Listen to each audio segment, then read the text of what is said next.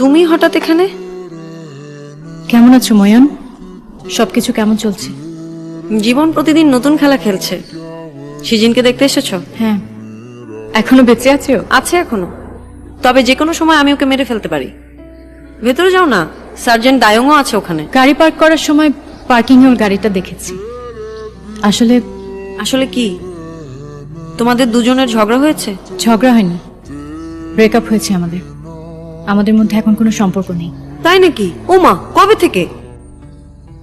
বুঝেছি। তুমি বুঝতে পেরেছো মানে?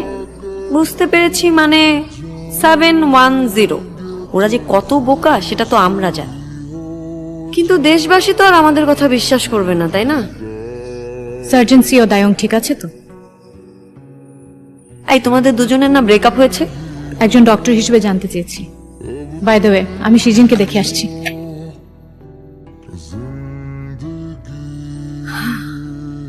তোমার কষ্টটা বুঝতে পারছি।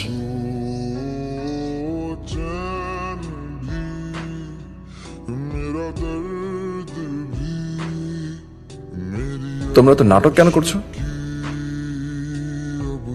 তুমি না আমাকে এখানে দেখতে এসেছো ম্যাংজু, তাহলে তো তোমার উচিত আমার দিকে অ্যাটেনশন দেওয়া, তাই না? তোমাকে অ্যাটেনশন দেওয়ার মতো তোমার গার্লফ্রেন্ড আছে, ডেকে আনবো আমি? লাগবে না, ও আমাকে নিয়ে এমনিতে অনেক টেনশন আছে। মনে হচ্ছে এখন তুমি ঠিকই আছো। আমি যাই তাহলে, আমার এখন কাজ আছে।